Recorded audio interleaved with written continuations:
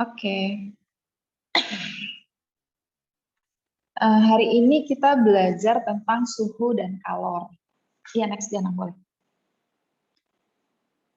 Nah, tujuan pembelajaran kita ada 5 ya. Yang pertama, mampu memahami perbedaan antara suhu dan kalor.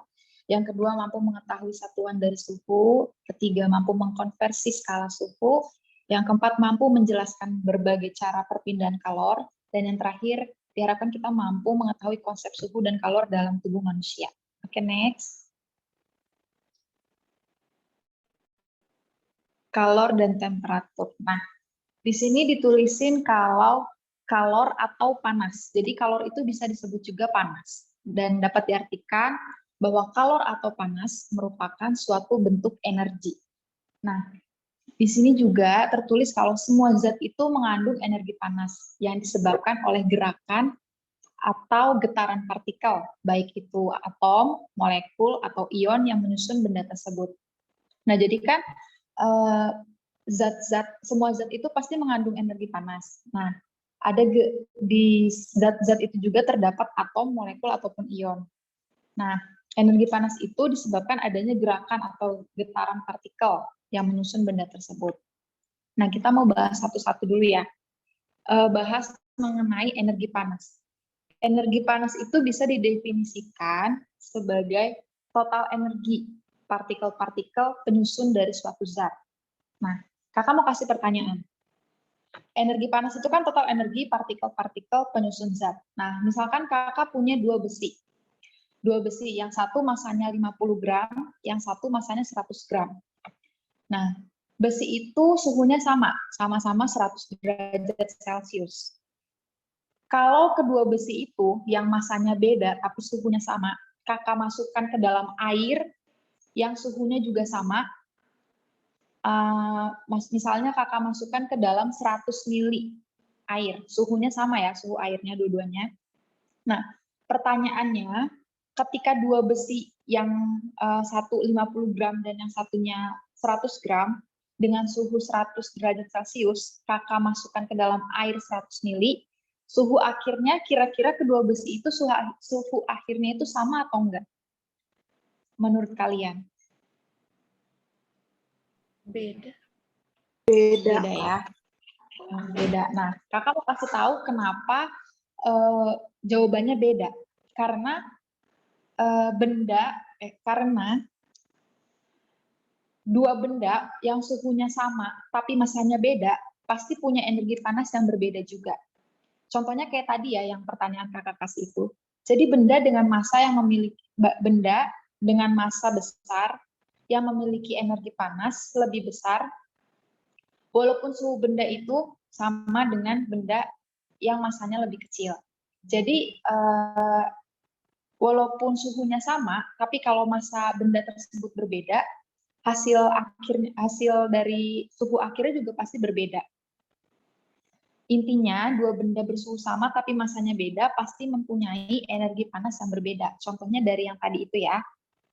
Nah, di sini juga ditulis kalau energi panas itu meningkat jika getaran dalam zat meningkat. Kok bisa, Kak? Nah, jadi hubungannya begini. Bentar ya, Kakak. Lihat dulu. Hubungannya, kalau benda atau zat itu dipanaskan, maka nanti partikelnya itu bergerak. Partikelnya bergerak. Nah, karena partikelnya itu bergerak atau mengalir ya, jadi itu mereka saling bertumbukan, dan ketika suhunya itu dipanaskan, makin panas lah berarti itu kan bendanya. Nah, gerakan partikelnya juga makin cepat. Akibatnya apa? Suhu bendanya juga ikut naik. Nah, jadi energi panas ini kalau meningkat menyebabkan getaran dalam zat juga meningkat. Akibatnya apa? Kalau getaran dalam zat ini meningkat, akibatnya partikel-partikel itu bergerak makin cepat. Nah, karena partikelnya itu bergerak makin cepat ya, akhirnya menimbulkan zat itu menjadi panas, menyebabkan zat itu menjadi panas atau benda itu menjadi panas. Begitu juga sebaliknya, kalau energi panasnya itu menurun, maka getaran dalam zat juga menurun.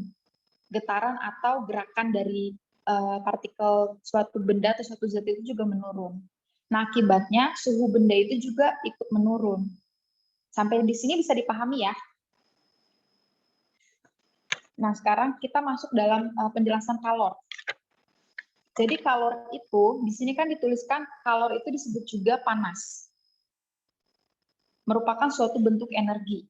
Nah, secara singkatnya ya, secara mudah, untuk mendefinisikan kalor bisa diartikan sebagai energi panas yang mengalir atau berpindah dari suhu benda yang tinggi ke benda yang bersuhu lebih rendah. Jadi kalor itu merupakan perpindahan suhu dari benda yang bersuhu tinggi ke benda yang suhunya lebih rendah. Itu ya, energi panas yang mengalir atau berpindah dari benda bersuhu tinggi ke benda yang suhunya lebih rendah. Itu definisi dari kalor. Nah, kalor itu kan energi.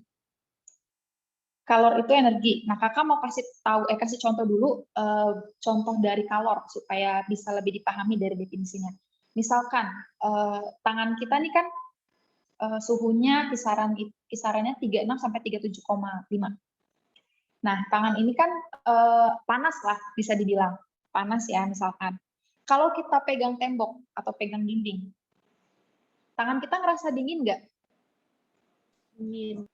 Nah, lama-kelamaan, kalau kita tahan ya beberapa lama, yang tadinya tembok itu rasanya lebih dingin, lama-lama tuh kayak yang udah biasa aja, atau ngerasa kayak udah hangat kayak tangan kita. Itu salah satu contoh adanya perpindahan kalor dari tangan, karena tangan itu kan suhunya 36 sampai 37,5 lah kita anggap, suhu tubuh manusia normal ya, ke dinding. Dinding itu mungkin suhu ruangan normalnya umumnya ya 30 derajat Celcius. Berarti kan suhu di tangan itu lebih tinggi daripada suhu di dinding. Akhirnya ada perpindahan kalor dari tangan yang suhunya lebih tinggi ke dinding yang suhunya lebih rendah. Nah, contoh lain ya. Contoh lain misalkan sendok logam ya, misalkan sendok logam dimasukkan ke dalam panci di atas kompor yang lagi mendidih. Sendok ini kan suhu ruangan ya sekitar 30 derajat lah. Nah, dimasukkan ke dalam air yang mendidih, pasti suhunya lebih tinggi, anggaplah 80 derajat. Nah, maka lama-kelamaan sendok logam ini yang tadinya dingin, tadinya suhunya suhu ruangan, kalau dimasukkan ke dalam panci yang mendidih dengan suhu 80 derajat Celcius, pasti nanti yang terjadi sendok itu bisa ikutan panas. Nah, itu berarti adanya perpindahan kalor atau panas dari air yang mendidih itu 80 derajat ke sendok logam yang suhunya lebih rendah. Nah, itu contoh supaya kita bisa lebih paham apa maksud dari kalor ya. Nah, di sini kan ditulis kalau kalor itu adalah energi. Nah, berarti satuan kalor itu apa? Kalian tahu satuan kalor itu apa? Newton ya, Kak? Newton itu gaya. Sorry, Kak. Kalor. Kalau nggak apa-apa. Apa-apa ya. Kayaknya butuh minum dulu deh, Grace. Kalau kalor apa satuannya? Joule. Benar. Joule ya. Nah, kenapa sih kok satuan kalor itu bisa joule, tapi kakak mau bahas di sini kalau satuan kalor itu kalori dulu ya. Satuan kalor itu kalori. Kenapa satuan kalor itu kalori atau kal? Karena itu tadi, kalor itu termasuk energi. Nah, satuan energi itu kan joule ya. Nah, itu hubungannya ya. Jadi ada sih memang yang bilang kalau kalori itu satuannya joule. Tapi kakak di sini mau ngejelasin satuan kalor itu kalori. Nah, kenapa dibilangnya kalori satuannya dari kalor? Karena kalor itu termasuk energi.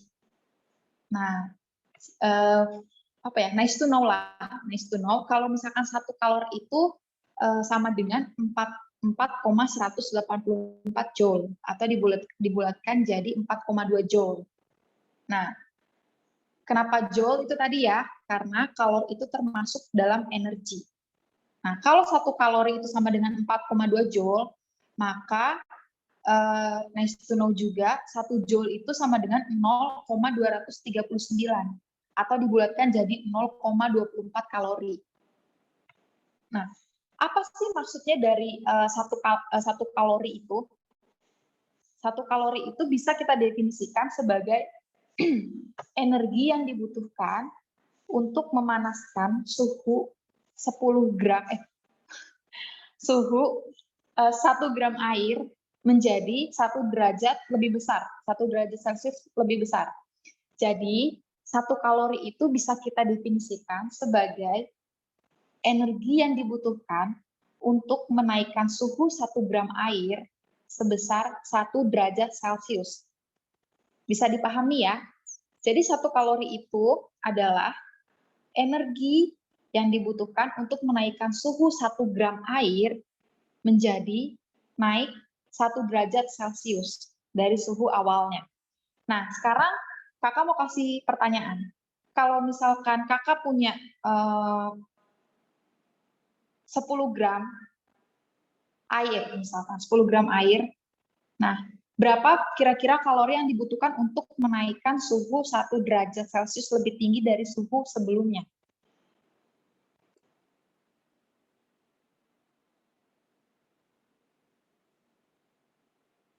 Kira-kira berapa?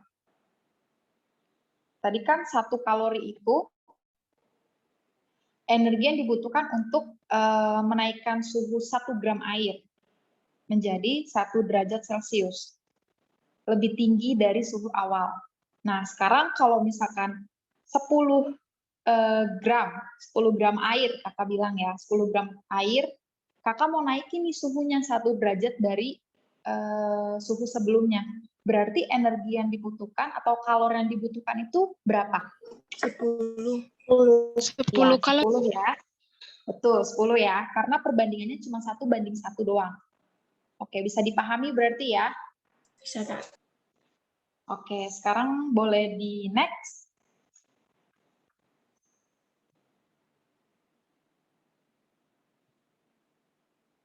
Nah, di sini sekarang kita bahas tentang temperatur atau suhu. Dari sini temperatur adalah suatu ukuran derajat relatif panas atau dinginnya suatu benda. Nah, ini kan di sini ditulisnya relatif ya. Relatif itu kan berarti nggak mutlak. Hanya apa ya? Ya relatif lah. Jadi kadang berubah gitu relatif suhunya kayak suhu badan manusia itu kan relatif 36 sampai 37 derajat. 37,5 derajat Celcius. Nah, itu relatif. Pasti bisa berubah. Nggak mutlak. Kalau mutlak misalkan suhu manusia 36 derajat, antara suhu kakak sama suhu bunga itu pasti sama. Nah, di sini definisi dari temperatur atau suhu itu kan suatu ukuran derajat relatif panas atau dinginnya suatu benda. Nah, panas atau dinginnya suatu benda terkait dengan titik didih atau titik beku air yang memiliki nilai numerik atau skala yang tetap. Ini nanti kita bahas di slide selanjutnya ya. Nah, temperatur juga bukan merupakan ukuran jumlah energi panas yang dimiliki suatu benda. Bukan ya, karena temperatur itu derajat relatif suatu panas atau dinginnya suatu benda. Oke, boleh di next.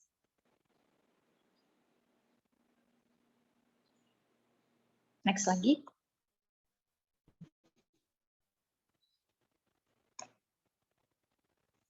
Alat ukur suhu, pasti udah tahu lah ya, termometer. Nah, istilah dari termometer ini berasal dari kata Latin, yaitu termo, artinya panas, dan meter, yang artinya untuk mengukur. Jadi, terdiri dari 2 akar kata ya, termo dan meter. Termo artinya panas, meter artinya untuk mengukur. Nah, termometer ini merupakan alat yang digunakan untuk mengukur temperatur atau suhu, tadi ya, derajat relatif, panas atau dinginnya suatu benda. Bisa untuk digunakan mengukur temperatur atau juga perubahan suhu. Oke, boleh di next. Nah, ini ada jenis-jenis termometer. Ada yang tahu ini termometer apa?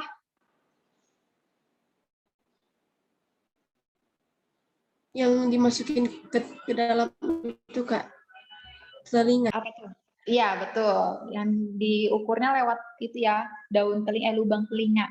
Biasa dibilang termometer timpani, membran timpani. Nah, terus kalau ini ada yang tahu ini termometer apa? Ini hampir sama ya antara yang ini sama yang ini. Antara ini sama ini hampir sama. Tapi fungsinya beda. Ada yang tahu yang ini, yang kakak lingkarin ini? Termometer apa? Ini termometer rektal ya. Termometer rektal ini, ada yang tahu termometer rektal itu untuk ukur suhu di bagian tubuh mana? Anus, Kak. Ya, betul. Di anus ya, dari namanya udah tahu nih. Nah, kalau yang ini termometer oral. Termometer oral atau di mulut ya. Jadi bahasa medisnya itu oral kalau mulut. Nah, kalau yang ini, yang sebelahnya ini termometer aksila. Kalau aksila itu bahasa awamnya atau bahasa sehari-harinya itu ketiak, aksila. Nah, yang ini ada yang tahu ini termometer apa? Ada namanya deh. Gak jadi deh. Termometer arteri temporalis. Nah, sekarang ditanya, ada yang tahu nggak bahasa awamnya apa? Temporal. Temporal itu di ini ya, bagian kepala, di kening, temporal. Nah, ini termometer merkuri. Termometer merkuri itu yang belum digital ya, masih pakai air raksa atau alkohol. Ada yang pernah pakai termometer merkuri nggak untuk ukur suhu? Pernah, Kak. Pernah. Ada yang bisa tolong kasih tahu nggak, Grace? Caranya gimana sih makanya? Kalau digital kan simple ya. Kalau di telinga tinggal dimasukin ke apa namanya lubang telinga terus dipencet, atau termometer temporal tinggal diarahkan ke apa bagian kulit kepala, tinggal apa dipencet nanti keluar. Tapi kalau yang merkuri ini gimana cara pakainya? Bisa tolong kasih tahu? Yang saya tahu awalnya kan kalau mau netralin itu kayak digoyang-goyangin dulu Ya, terus sampai ke bawah. dikebas gitu ya. Ya, habis itu kalau udah netral di ini Kak, dijepit di ketiak. Ya, betul ya. Jadi simpel caranya. Misalkan habis dipakai nih, ada di angka 36 derajat Celcius. Nah, kita mau pakai ulang. Itu caranya kita tinggal kibaskan aja agak kuat gitu, sampai skalanya itu di bawah 34 derajat. Itu baru bisa dipakai. Jadi kalau misalkan skalanya masih ada di atas 34 derajat Celcius, itu harus kita kebas lagi. Biar ini nih air raksanya itu, titik air raksanya itu ada di skala di bawah 34 derajat Celcius, gitu ya. Nah, cara ngelihatnya juga nggak boleh sambil nunduk begini, harus sejajar sama mata, supaya kelihatan hasilnya itu lebih akurat, gitu. Tapi termometer merkuri ini udah jarang ya dipakai, karena apa namanya, udah ada yang digital, jadi lebih praktis. Nah, ini termometer empeng digital ya, buat bayi, nggak mungkin buat kita. Mungkin sih, mungkin. Tapi kalau misalkan kita nggak malu sih makanya. Sama ini ada termometer telinga atau membran timpani. Sama yang ini, cuman beda bentuknya aja. Ini termometer digital untuk di aksila ataupun di oral. Oke, boleh di next.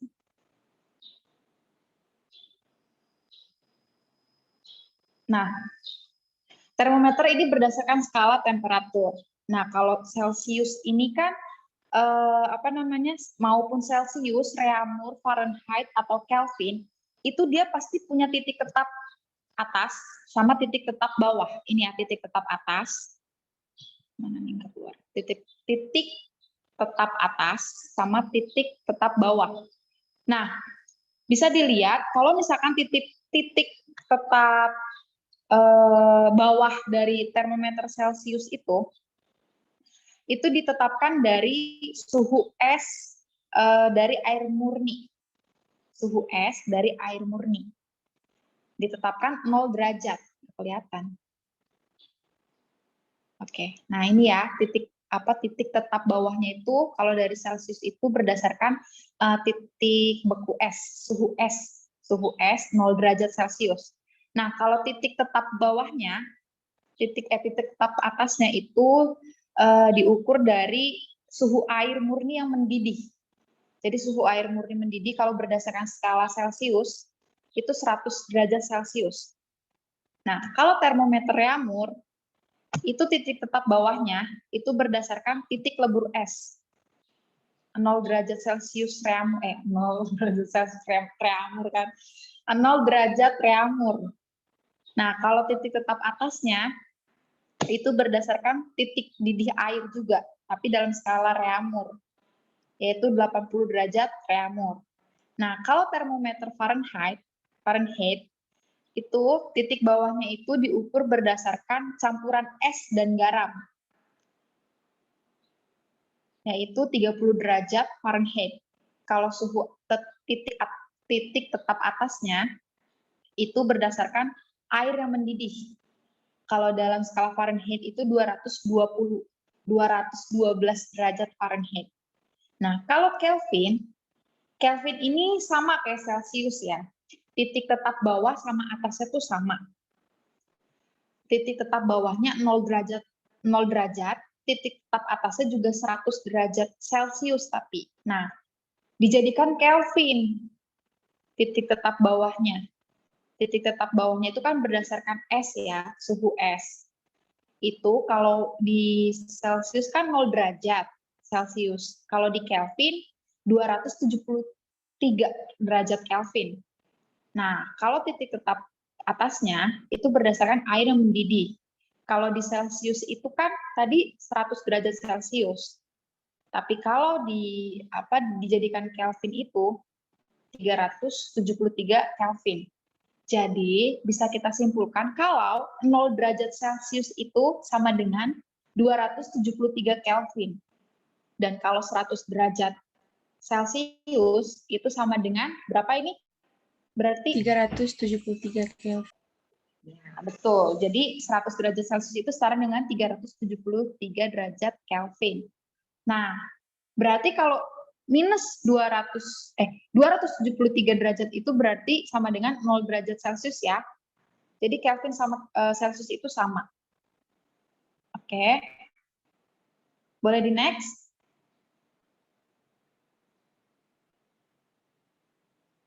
Nah, ini ya tadi jenis termometer itu kan skalanya ada 4, Celcius, Reaumur, Fahrenheit, Kelvin.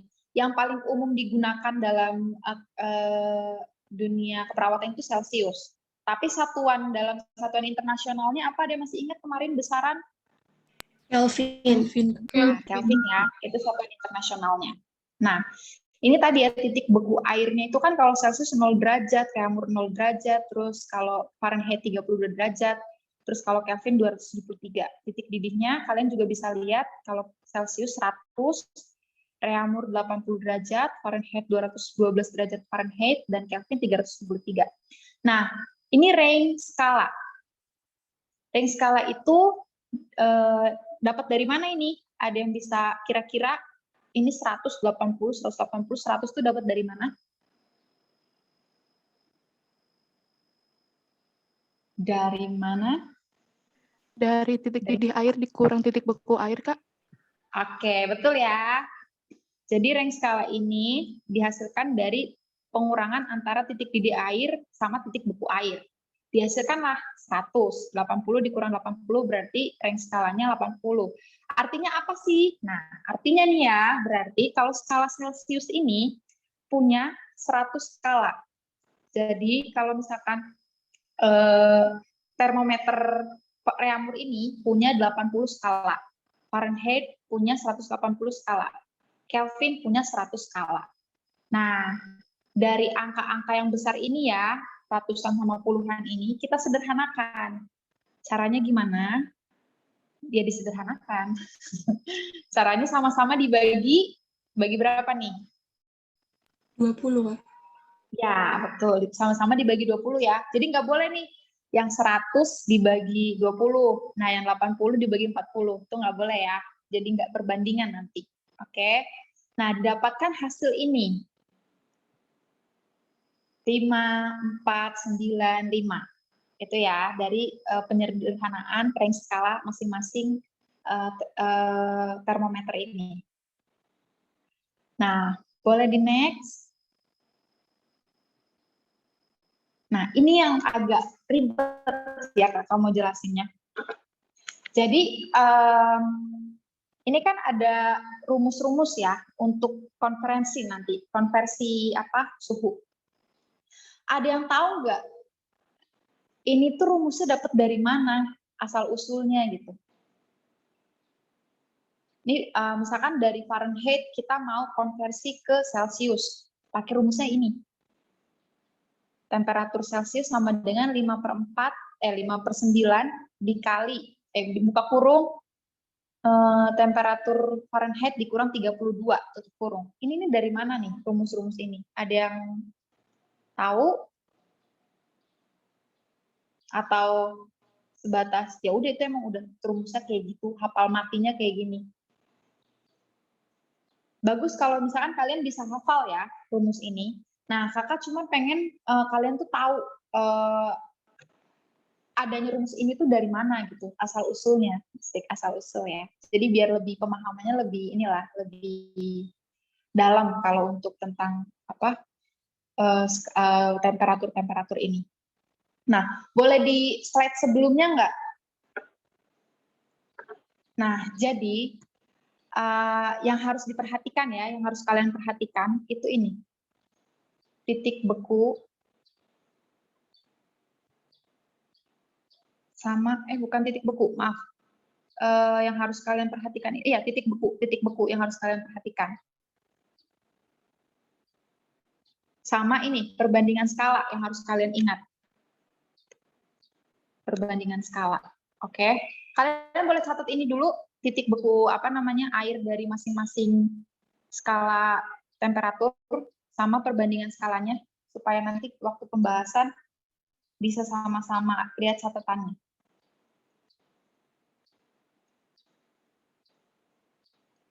Oke, bisa sambil lihat PPT ya, walaupun nanti di next nih. Oke, boleh di next ya. Nah, kita mulai ke analisa ini ya, asal-usul rumusnya. Misalkan kakak punya soal mengkonversi dari Celsius ke Fahrenheit. Dari Celsius ini ya, dari Celsius ke Fahrenheit, berarti pakai rumus ini dong. Ya kan? Nah, dapetnya dari mana, Kak? Jadi, dapatnya itu dari sini. Kan dari Celsius ke Fahrenheit. Nah, berarti kita tulis begini. F sama dengan F dikurang,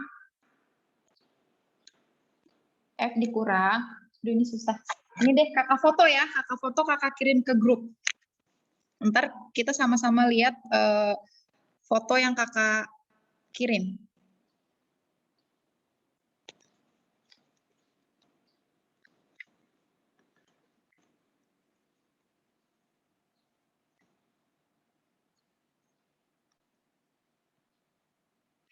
Oke.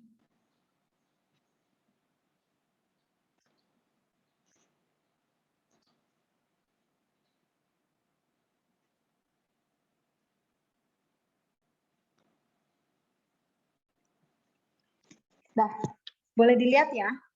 Boleh dilihat yang di kakak kirim di grup. Nah, ini kan konversi dari Celsius ke Fahrenheit. Nah, berarti kita tulisnya F atau Fahrenheit dikurang. Dikurang berapa nih? Ini dikurang 32 itu dari mana, Kak? Dari itu tadi, titik beku S. Titik beku S menurut skala Fahrenheit. Kalian bisa lihat catatannya. Titik beku S menurut skala Fahrenheit itu kan 32 derajat ya. Betul? Nah, 32 derajat ya. Per Celsius. Karena kan yang ditanya konferensi dari Celsius ke Fahrenheit. Nah, Celsius kita lihat titik tetap bawahnya itu berapa? 0 derajat ya, atau titik bekunya 0 derajat. Nah, kita tulis C dikurang 0 sama dengan 9/5. Nah, itu 9/5 dari mana? Dari perbandingan antara Fahrenheit sama Celsius. kan perbandingan dari termometer Fahrenheit itu kan 9 ya, sedangkan Celsius itu 5. Nah, berarti kita tulis 9 per 5. Baru kita konversikan F dikurang 32 per C dikurang 0. Anggaplah C itu dikurang 0 jadi C. Ya, sama dengan 9 per 5. Nah, kita turunkan lagi rumusnya. F sama dengan 9 per 5. Nah, ini C itu kan berarti temperatur Celsius ya. Temperatur Celsius kita pindahkan ke sisi sebelah kanan. Itu kan tadinya ada di sebelah kiri ya, di ruas kiri. Kita pindahkan ke ruas kanan. Jadi temperatur Celsius ditambah. Nah, 32 juga kita pindahkan ke sebelah kanan. Kita pindahkan ke sebelah kanan yang tadinya min 32 karena pindah ruas dari kiri ke kanan, itu berarti kalau ketetapan dari matematikanya, kalau pindah ruas itu berarti kan berubah ya. Kalau yang positif jadi negatif, yang negatif jadi positif. Nah, karena berubah yang tadinya min 32 dirubah jadi plus 32. Nah, ketemu deh hasil rumusnya nih. Kalau kita mau merubah skala Fahrenheit ke Celsius, kebalik, dari Celsius ke Fahrenheit, rumusnya itu ini 9 per 5 temperatur Celsius ditambah 32. Nah, bisa dipahami? Bisa, Kak. Bisa. Ada yang masih bingung? Kalau masih bingung, Kakak kasih contoh satu lagi.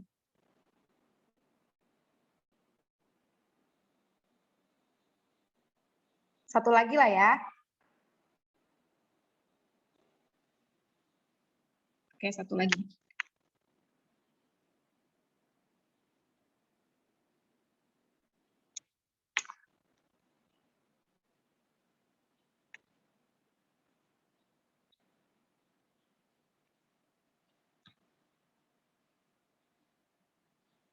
Oke. Nah, ini konversi dari Celsius ke Kelvin.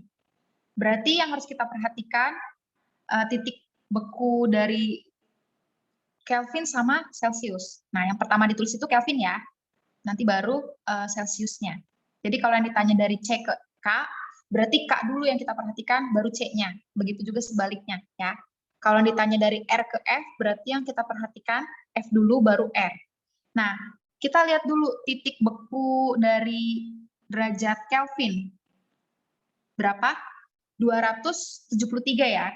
Nah, berarti K dikurang 273 per C. Titik beku C itu berapa? 0. 0 derajat. C dikurang 0, sama dengan. Nah, skala perbandingannya kita lihat. Kalau Kelvin itu 5. Kalau Celsius 5. Berarti 5 per 5. Kita turunkan rumusnya. K dikurang 273 per C dikurang 0, anggaplah C ya. Anggaplah C. Sama dengan 5 per 5. Nah, kita kan mau cari K-nya nih. Kita mau konversi dari C ke K. Kita tulis K sama dengan, nah, C ini yang tadi di ruas kiri, kita pindah ke kanan. Kita pindah. Jadi, temperatur Celsius ditambah. Nah, 273-nya juga nih. Kita pindah dari ruas kiri ke ruas kanan. Jadi, yang tadinya min jadi plus. Jadi, hasil rumusnya itu K sama dengan temperatur Celsius ditambah 273. Nah, ini 5 per 5-nya kemana Kak hilang? Ya, 5 per 5 atau 5 dibagi 5 itu kan 1 ya. Jadi anggaplah 1 itu ya sudah 1 gitu. Nggak ada nggak ada ngaruhnya gitu. Nah, berarti kalau misalkan ada soal konversi dari Celsius ke Kelvin, rumus yang dipakai itu temperatur Kelvin atau K sama dengan temperatur Celsius ditambah 273. Coba kita lihat di skala termometer ini ya, di rumus yang di slide ini. Kita mau konversi dari Celsius ke Kelvin. Nah, ini pakai rumusnya. Benar berarti. Berarti penjabaran rumusnya tadi itu benar. Gitu. Nah, sekarang udah ngerti gimana caranya, kenapa ini rumus ini ada, terus dari mana adanya itu udah ngerti ya berarti. Oke, yang apa? Yang masih bingung, angkat tangan. Raise hand lah boleh, atau langsung open mic, biar nanti kakak jelasin ulang. Kalau enggak, biar langsung next ke contoh soal, biar nggak terlalu lama. Ada yang masih bingung nggak?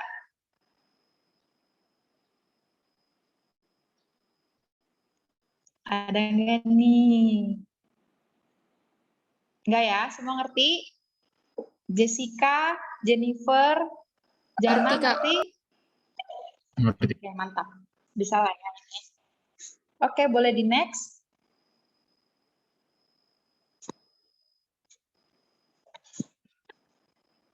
Nah, ini contoh soalnya ya. Contoh soalnya.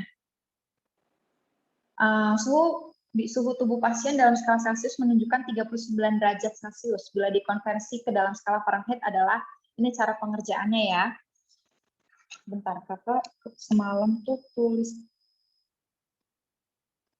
Oh, ini ada. Nah, caranya ini. 9/5 dikalikan sama suhu Celciusnya.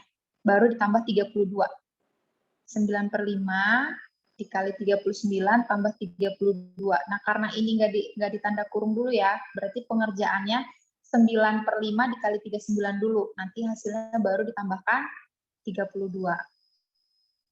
Nah, coba kalian bikin rumus yang pakai yang tadi kakak jelasin itu loh. Sebelum dapat rumus ini 9/5 ditambah C ditambah 32, coba kalian turunkan rumus dari yang tadi kakak jelasin dari Celcius ke Fahrenheit. Coba ya. Kalau yang udah ketemu boleh boleh open mic.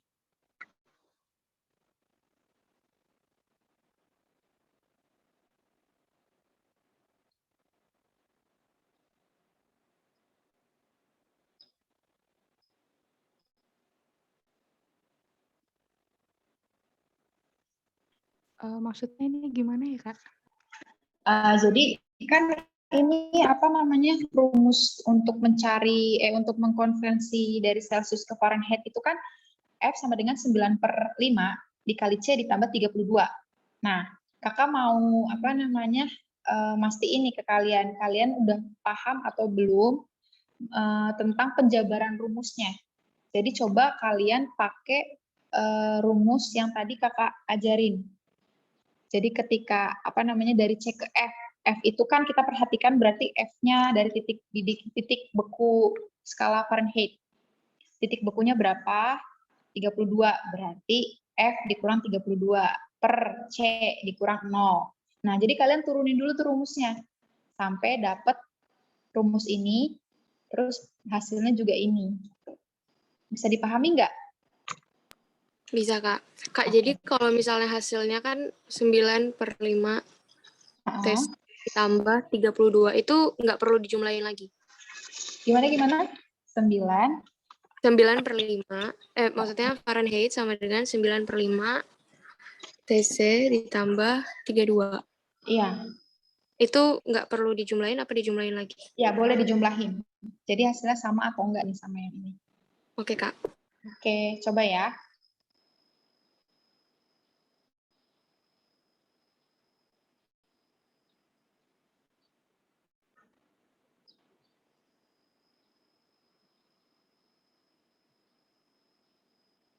Dapat? Belum lah ya. Kakak juga ngitung sih.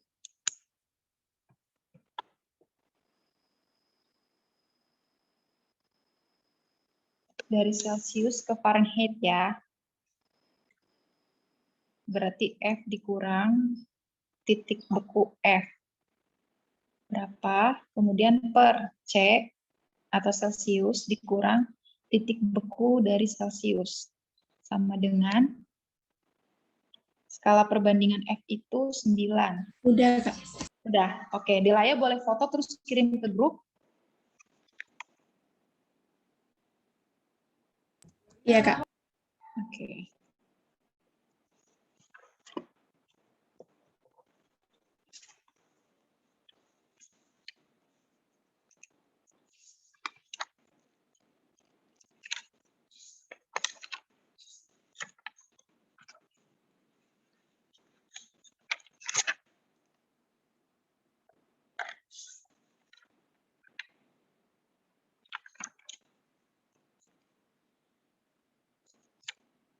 Itu ya Kak, maaf Kak ada yang dicoret-coret. Nggak apa-apa, nggak apa-apa. Oke, benar hasilnya ya.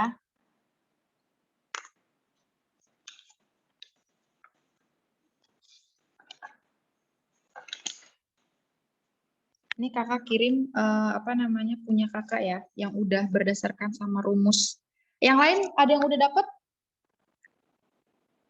Udah, Kak. Udah Kak. Ya, boleh difoto, kirim ke grup, kakak mau lihat.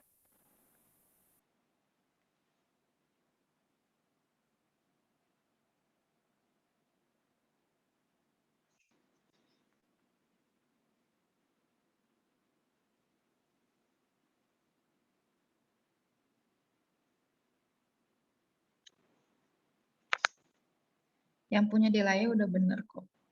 Oke. Nah, gitu ya. Yang punya Desi juga udah bener.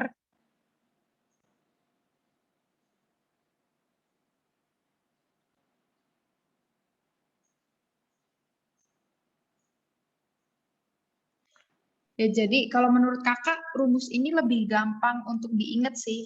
Jadi kita tinggal ingetin skala perbandingannya sama titik beku dari tiap-tiap termometer itu, skala. Soalnya dulu kakak agak ribet waktu itu ngapalin rumus-rumusnya kalau mau ujian waktu sekolah ya.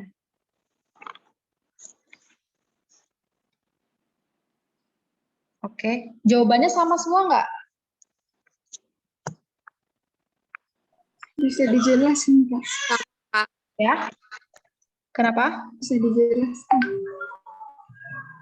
Oke, bisa.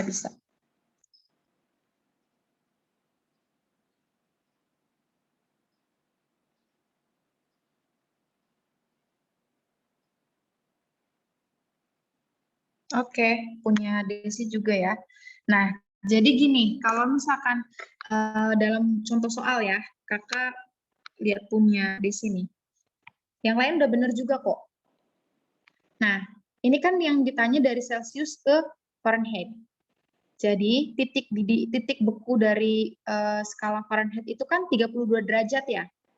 Berarti kita tuliskan F dikurang 32 derajat per. Nah, Celsiusnya kan udah diketahui nih, 39 derajat. Langsung aja kita tulis 39 dikurangin titik beku dari skala Celsius, 0. Nah, kenapa F-nya nggak ditulis, Kak? Sedangkan C-nya dituliskan, F-nya ditanya, ya kan?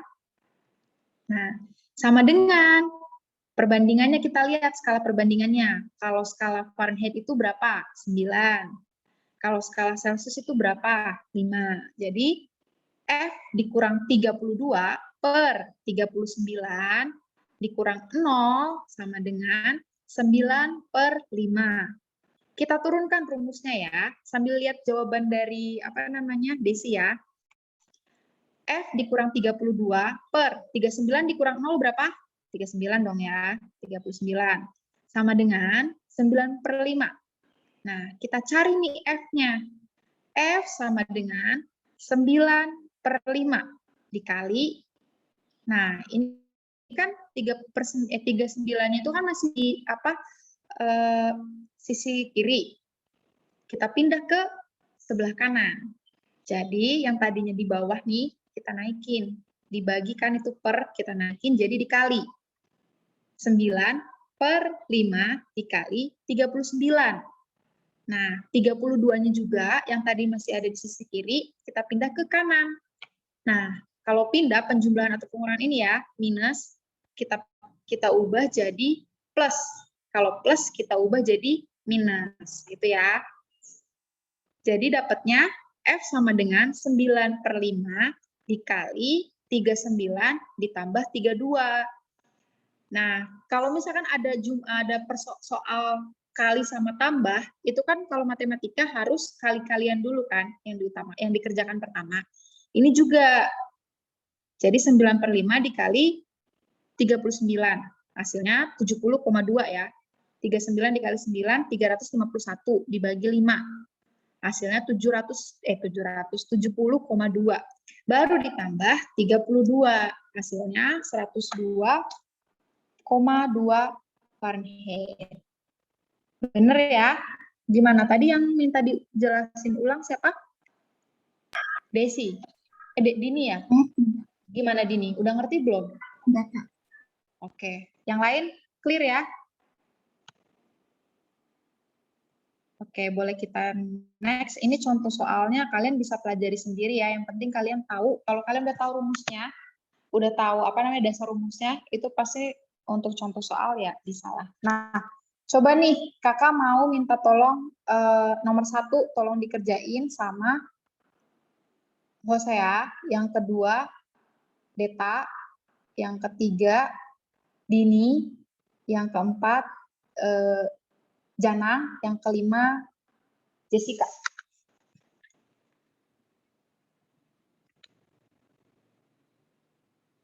Kak, pakai itu dulu kalau misalkan dikonversi yang F dikurang 32 pakai itu dulu atau langsung Kak? Ya boleh kalau misalkan kamu pakai itu, tapi kalau memang kamu udah tahu rumusnya, maksudnya hafal ya, udah hafal rumusnya, nggak apa-apa langsung pakai rumus. Oke, ini juga bener ya punya Gracia yang udah dikirim di grup. Oke, yang penting tujuan kakak tuh kalian paham aja sih sama apa namanya penurunan rumusnya. Jadi kalau misalkan kalian nanti dapat soal nih, kalau ujian suruh hitung apa namanya konversi suhu, kalian lupa nih rumusnya. Tapi ingat dari titik didih, titik beku sama skala perbandingan, aman lah itu. Masih bisa. Yang penting tahu cara nurunin rumusnya. Oke, ini juga punya bunga juga benar ya. Sip.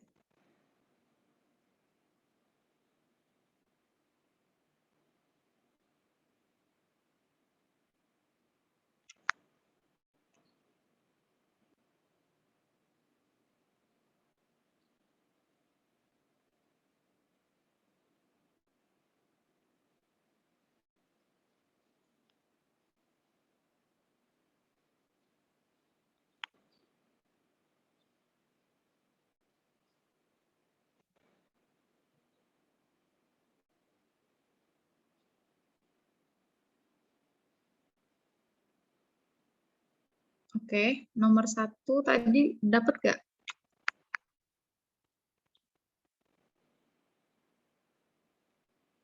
Dapat nggak? Oke, boleh difoto di grup? Iya Kak, bentar.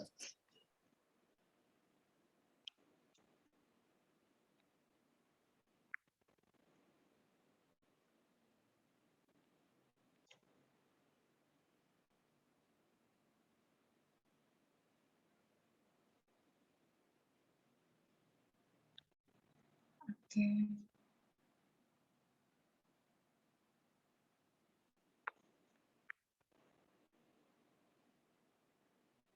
Yang udah juga boleh langsung kirim ke grup ya. Kakak semalam udah hitung-hitung, jadi tinggal ngecekin aja benar sama atau enggak.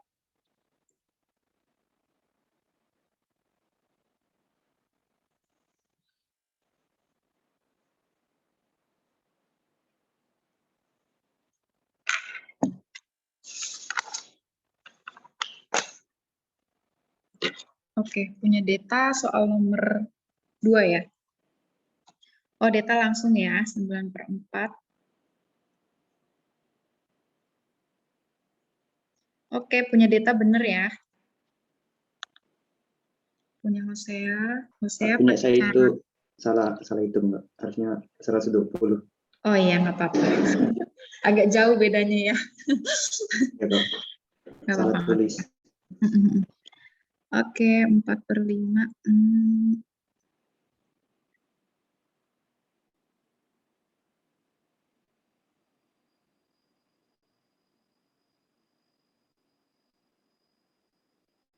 Oke, betul. Punya Dini dapat soal nomor 3 ya. Dini kebalik antara Celsius sama apa Kelvinnya. Yang ditanyakan dari Kelvin ke Celsius, berarti yang ditulis duluan itu Celsius. Diperbaiki ya. Punya Janang nomor 4 ya. Janang juga langsung ya berarti.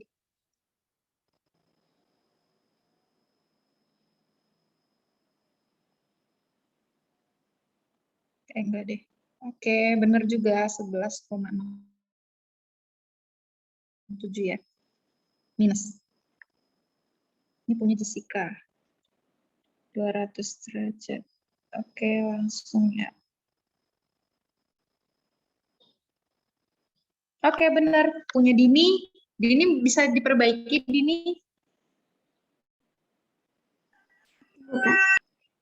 Dini coba lihat punya kakak ya. Nih, kakak fotoin hasil yang kakak hitung.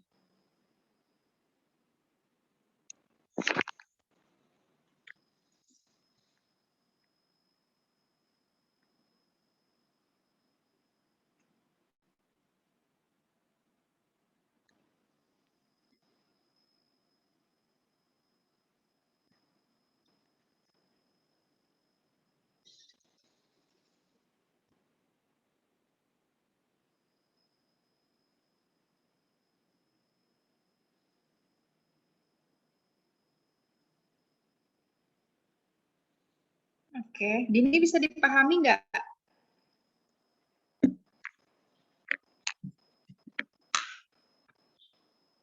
Dini.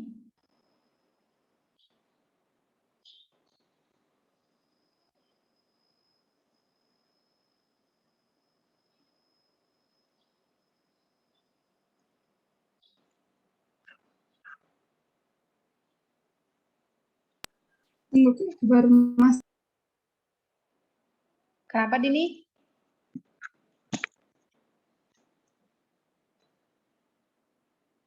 Ya bisa, Kak. Nggak bisa. Bisa. Suaranya nggak terlalu jelas ya, aku dengernya. Gimana, Dini? Bisa nggak? Bisa dipahami atau enggak nih?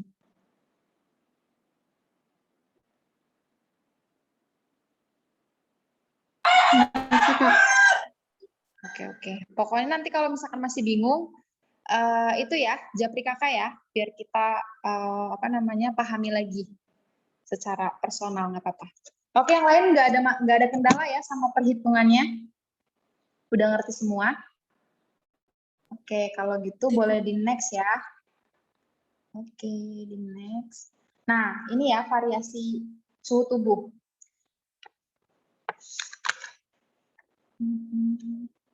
Nah, jadi kan suhu tubuh itu kan kalau waktu yang kakak bilang kemarin, beda letak, pengukurannya juga beda. Misalnya kayak temperatur inti, itu 37 derajat. Temperatur inti itu ya memang mutlak, suhu tubuh manusia itu segitu, gitu. Di batasnya ya, 30 suhu inti. Nah, oh ya boleh Janang, silakan ke toilet. Terus ada suhu temperatur permukaan kulit, biasanya di kulit kepala ya, 35 derajat. Nah, temperatur aksila atau di ketiak 36,5 derajat Celcius. Nah, temperatur di permukaan kaki 29 derajat Celcius. Terus yang kemarin kalau di di mulut, di oral, itu 37 derajat Celcius ya. Terus kalau di membran timpani atau di telinga, itu 37 derajat Celcius juga. Kemudian kalau di rektal itu biasanya lebih tinggi, 37,6 derajat Celcius. Nah, ini ada catatan ya, suhu tubuh normal 36 sampai 37,5 derajat Celcius. Ini biasanya beda-beda tergantung sumber yang dipakai. Nah, ini kakak pakai ngambil dari materi waktu semester 1.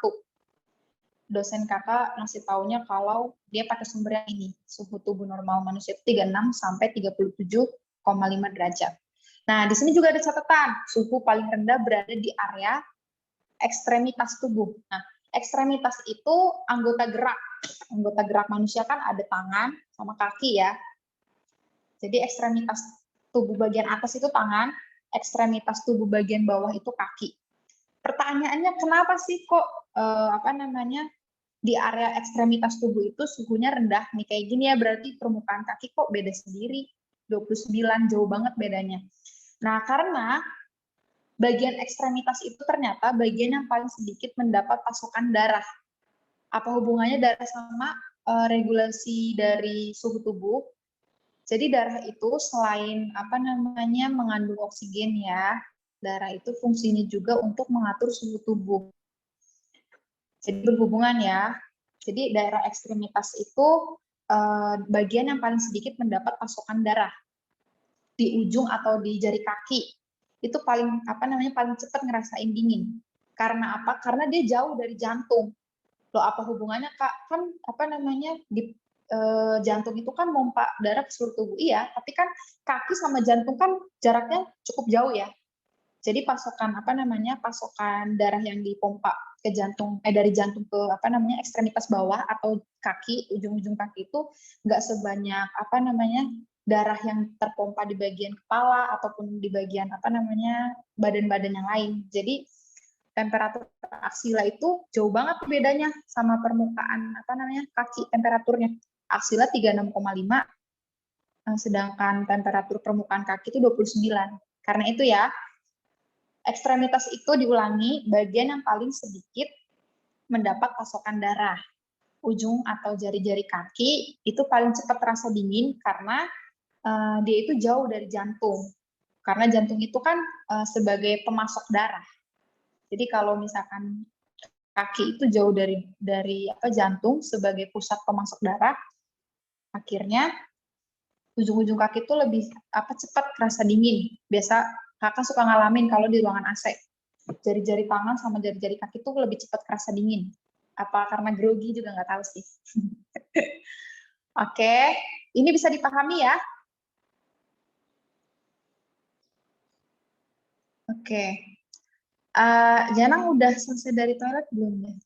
Sudah, Pak, sudah. Oke, boleh di next, Janang?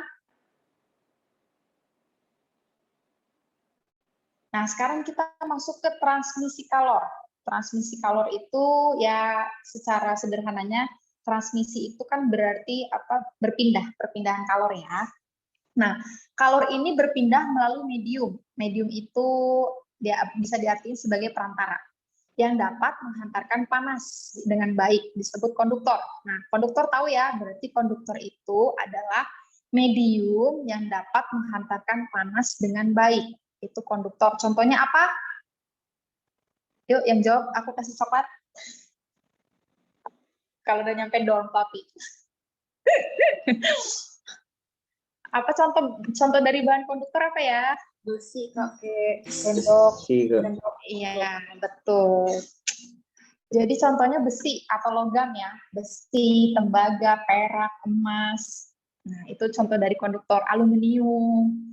Jadi kenapa alat masak itu terbuat dari aluminium? Karena menghantarkan panas dengan baik. Kebayang nggak kalau misalkan alat masak terbuat dari karet? Terus kita masak sayur di atas karet. Pasti meleleh ya, karena itu termasuknya isolator.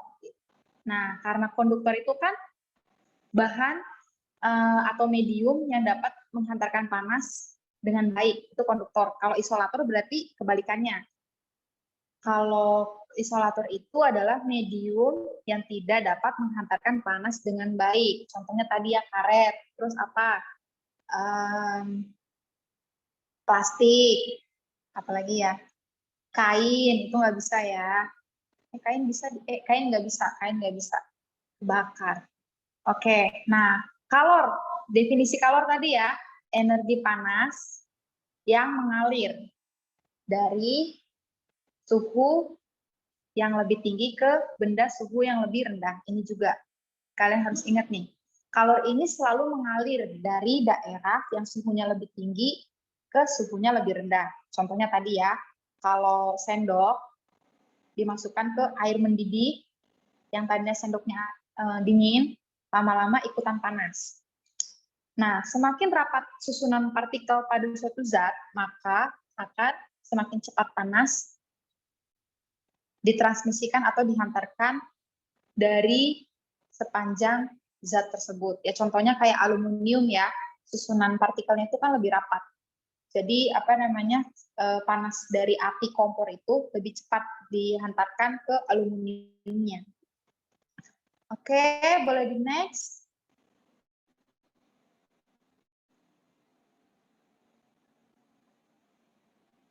Nah, ini cara fisik kalor ada 3. Konduksi, konveksi, radiasi. Kita bahas satu-satu. Boleh di next lagi, Jana?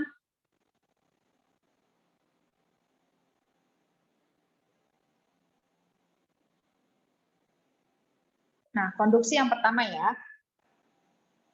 Konduksi adalah transfer panas dalam zat padat, cair, dan gas, atau dari suatu zat ke zat lain melalui kontak. Transfer atau perpindahan ya, panas dari satu zat ke zat yang lain melalui kontak. Nah, contohnya ini nih, kalau di keperawatan, kompres, ternyata mengompres badan atau permukaan kepala itu contoh dari konduksi. Karena kan suhu kita panas nih, suhu badan panas. Kalau misalkan kompres itu, biasa kalian pakai air dingin atau air hangat juga? Hangat, Kak. Hangat, Kak. Ya, air hangat. Ada yang pakai air dingin nggak? Bukan air dingin sih, air biasa maksudnya.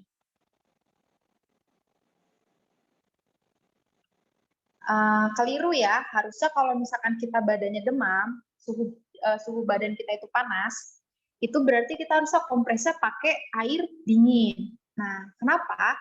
Karena kan tadi ya, prinsip kalor, berpindah dari suhu yang lebih tinggi ke suhu yang lebih rendah. Nah, suhu badan kita kan tinggi nih, misalkan 38 derajat Celcius. Nah, kalau misalkan kita kompres pakai air hangat, hangat ketemu hangat, jadi apa? Jadian. Enggak, bercanda. Hangat ketemu hangat berarti kan kayak enggak yang ngaruh sih, tapi kurang efisien aja gitu. Jadi lebih baik kalau misalkan suhu badan kita panas, terus kita mau kompres, itu lebih baik, lebih efisien kalau kita kompresnya pakai air biasa. Air biasa ya, air yang ya air biasa lah, air yang buat mandi gitu, nggak mesti pakai es, air biasa aja.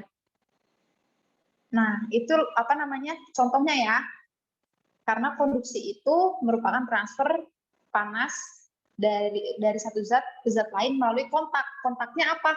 Itu kontaknya pakai handuknya itu. Kan kita kompres nggak mungkin air diguyur gitu kan? Bukan dikompres, tuh mandi namanya. Jadi Duh, aku ngejokes ketawa sendiri. Jadi kalau kita ngompres kan ada medianya tuh pakai handuk. Nah, itu kita kita sebut sebagai kontaknya ya, ada medianya. Nah, konduksi terjadi karena adanya tumbukan antara molekul, maka terjadi transfer energi panas melalui zat tersebut.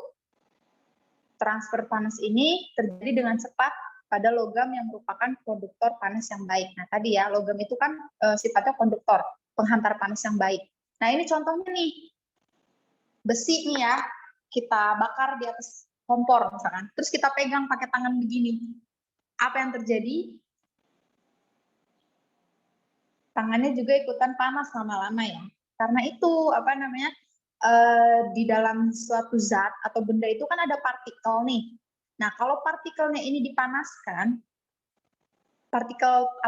besinya ini dipanaskan, partikel-partikel yang ada di besi ini kan bergerak. Nah, bergerak nih kan, tapi dia nggak kemana-mana, di situ-situ aja bergeraknya. Karena nggak berpindah. Nah, karena bergerak di situ-situ aja, makin panas nih besinya, makin panas, makin lama makin cepat tuh partikelnya bergerak. Bergerak karena dia nggak berpindah ya partikelnya, jadinya bertumbukan satu sama lain, partikelnya makin cepat, jadinya suhunya semakin tinggi di besinya. Karena partikelnya itu nggak berpindah, hanya di situ-situ aja. Gitu. Oke, silakan yang mau ke toilet, nggak apa-apa. Nah, bisa dipahami ya, ini contohnya juga ada nih, kalau kita pegang, misalkan gelas kopi ya, pakai air panas, kita pegang, tangan kita jadi ikutan panas. Oke, boleh di next, Jana?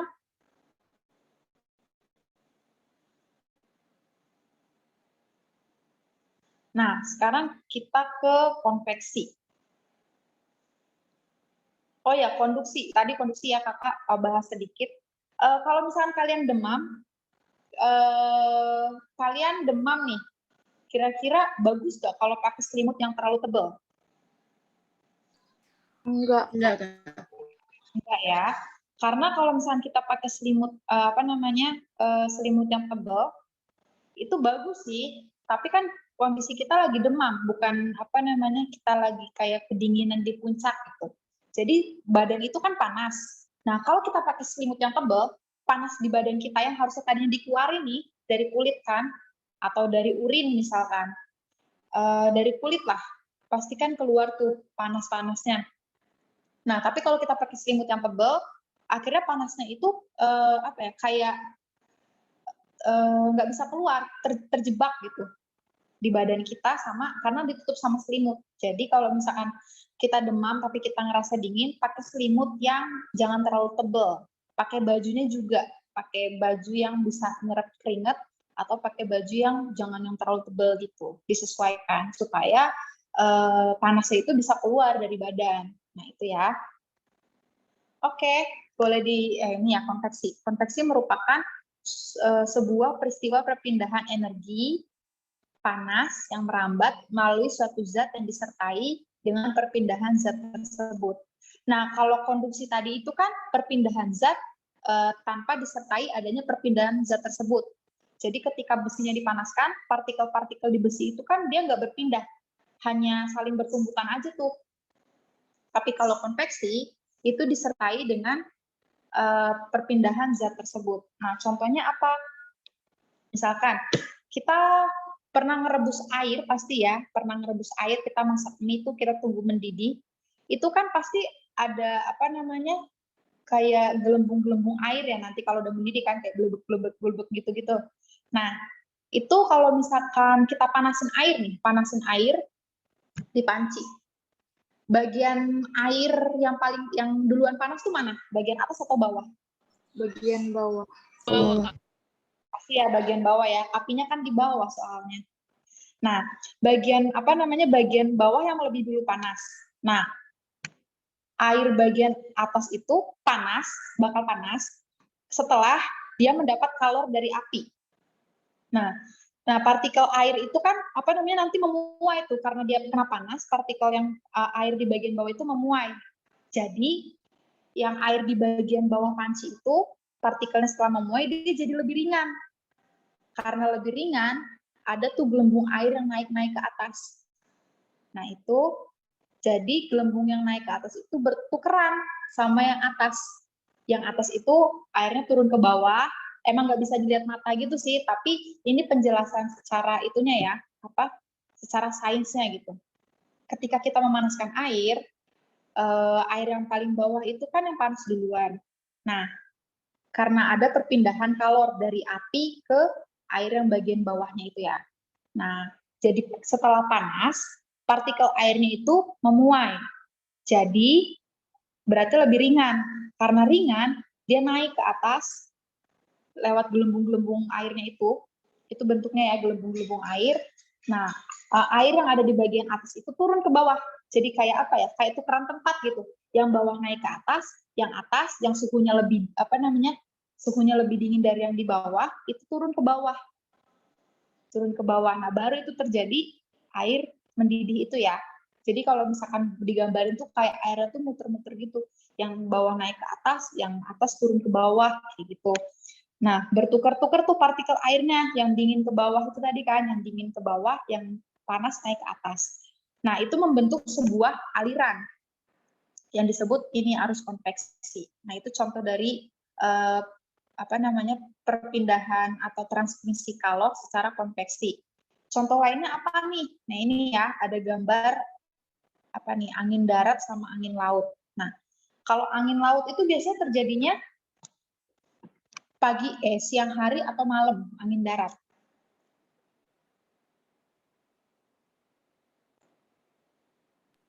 Siang, Kak? Iya, angin darat itu terjadi siang hari ya. Makanya karena terjadinya angin darat itu pada siang hari, jadi di daratan itu lebih cepat panas daripada di permukaan laut. Karena kalor jenis air itu lebih tinggi dari kalor jenis tanah. Ya. Jadi daratan lebih cepat panas daripada laut karena kalor jenis air lebih tinggi dari kalor jenis tanah. Nah, udara di daratan kan jadi lebih panas nih, jadi lebih panas. Jadi dia naik. Kayak tadi air itu ya, yang tadi di bawah itu panas, dia naik. Udara juga nih kalau di laut, di daratan itu kan lebih panas nih kalau siang hari. Udara naik, terus diisi sama udara dari laut. Udara dari laut, terus nanti terjadilah pergerakan tuh dari angin dari laut nih ke daratan. Angin dari laut ke daratan, terus abis itu terjadilah angin laut. Kalau angin dari laut ke darat itu kan siang hari, makanya nelayan itu biasanya pulang dari laut itu pagi-pagi tuh kan atau siang, karena dibantu dorongan angin dari laut ke darat. Disebutnya angin laut, karena anginnya berasal dari laut ke darat. Kakak ulang ya. Jadi konveksi itu kan contohnya tuh selain tadi ngerebus air, contoh yang kedua yang kakak mau kasih contoh itu tentang peristiwa angin darat dan angin laut. Nah, kita bahas tentang angin lautnya dulu. Nah, angin laut itu kan terjadi pada siang hari dan menyebabkan suhu udara di daratan lebih panas. Nah, karena suhu udara di daratan ini lebih panas, akhirnya udara itu naik. Udara di daratan naik digantikan dengan udara dari laut. Jadi, muncullah itu angin dari laut ke darat. Disebutnya angin laut. Nah, itu sebabnya nelayan itu pulang jala ikan ya, pulang mancing gitu nyari ikan itu biasanya ya pagi-pagi atau siang karena terbantu tuh dari dorongan angin dari laut ke darat. Gitu. Jadi mereka nggak terlalu repot buat ngelawan angin itu karena justru dibantu, didorong. Nah begitu juga sebaliknya angin darat. Angin darat itu terjadinya malam hari ya, malam hari. Suhu udara, sebentar. Suhu udara di daratan itu lebih dingin, sedangkan udara di permukaan laut itu lebih panas. Jadi udara di permukaan laut itu dia naik diisi sama udara dari daratan. Diisi udara dari daratan, barulah terjadi angin dari darat ke laut. Nah, makanya tuh nelayan biasanya kalau mulai nyari ikan itu berangkatnya pada sore-sore ya atau malam, karena udah terjadi tuh angin darat. Angin yang bertiup dari darat ke laut. Kenapa anginnya bertiup dari darat ke laut? Itu tadi ya, suhu suhu di daratan itu kan lebih dingin, berarti suhu permukaan air itu lebih panas. Nah, karena suhu permukaan air laut itu lebih panas, di permukaan laut itu lebih panas, udara itu terangkat. Barulah udara dari darat itu menuju ke laut. Gitu. Bisa dipahami? Bisa ya? Nah, kakak kasih contoh lagi nih yang cerobong asap nih. Yang cerobong asap juga kayak gitu cara kerjanya. Itu contohnya contoh transmisi konveksi ya untuk cerobong asap. Jadi misalkan di pabrik nih, pabrik kan pasti ada tuh cerobong asapnya. Cerobong asap buat ngeluarin panas ya, biar nggak ada polusi di dalam pabriknya gitu. Tapi polusinya ke udara jadi. Nah, sebelum dipanasin dalam tungku, massa jenis dari udara yang di luar di luar cerobong sama udara di dalam cerobong itu kan tadinya sama nih sebelum ada pembakaran ya. Nah setelah pabrik ini kerja nih mulai produksi, akhirnya kan cerobong itu mulai panas nih, udaranya jadi panas di dalam cerobong. Karena panas dia naik memuai kan, massa jenisnya berkurang terus dia naik. Nah, akhirnya udara yang lebih dingin itu dia masuk ke cerobong asap untuk ngedorong udara yang panas itu keluar, naik ke atas. Jadi akhirnya ada tuh asap-asap dari cerobong asapnya. Gitu. Bisa dipahami? Oke, bisa ya. Nah, sekarang kita lanjut ke radiasi. Boleh di next, Jarang?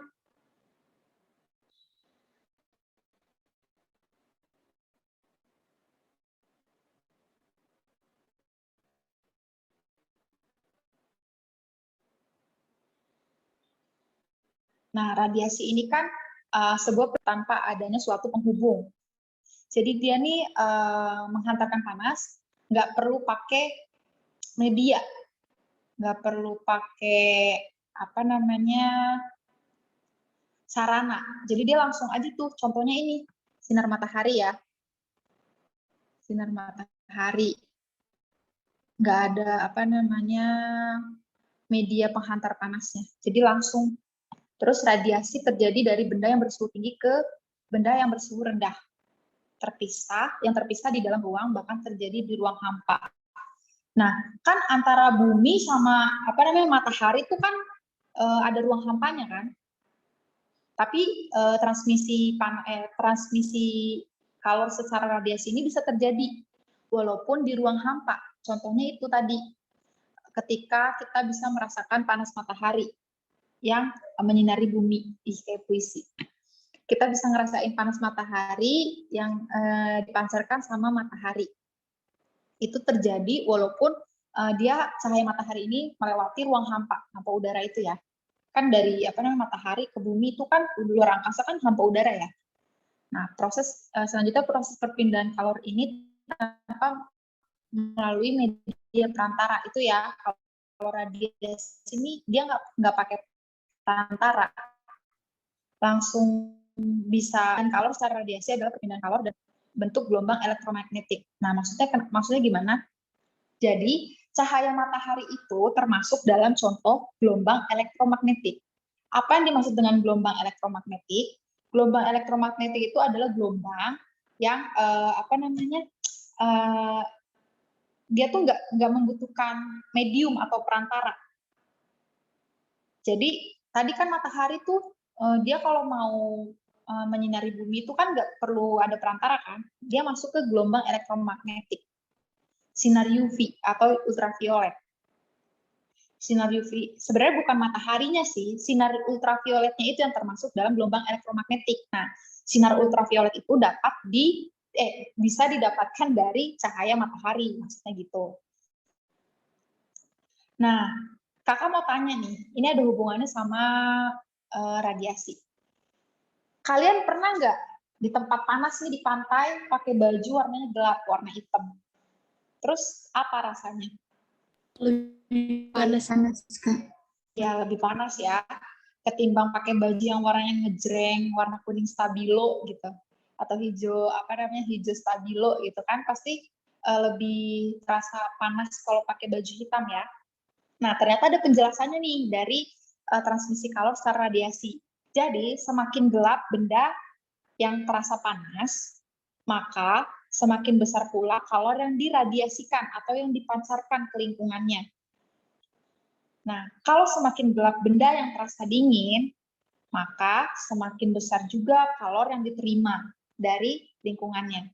Contohnya apa nih, Kak? Misalkan, buat percobaan kalau kita ngejemur baju warna hitam sama baju warna putih. Basah nih kan, bajunya baju gelap nih, basah, terasa dingin. Nah, kita jemur. Berarti, tadi kan bunyi pernyataannya kan semakin gelap benda yang terasa dingin, maka semakin besar pula kalor yang diterima dari lingkungan. Nah, berarti kalau kita ngejemur baju hitam sama baju putih, lebih cepat kering yang mana? Baju putih. Diulang baju hitam, Kak. Baju hitam. Iya, baju hitam ya, baju hitam. Kenapa tadi Jennifer bisa jawab baju putih? Enggak. Dijemur duluan soalnya ya. Terbayang kainnya tipis. Nah, jadi ternyata warna itu juga mempengaruhi radiasi. Nah, jadi kalau misalkan baju hitam sama baju putih kita jemur nih secara bersamaan, basah ya tapi bukan baju kering kita jemur, dua-duanya udah kering. Baju basah nih kita jemur antara hitam sama putih, pasti lebih cepat yang hitam. Kalau mungkin kita masa sih kalau kita kurang percaya mungkin boleh ya bikin percobaan eksperimen sendiri. Baju hitam kalian nih kalian basahin sama baju putih terus dijemur. Kira-kira mana yang lebih cepat kering? Kalau dari penjelasan sainsnya sih harusnya baju hitam. Karena semakin gelap benda yang terasa dingin, maka semakin besar pula kalor yang diterima dari lingkungannya.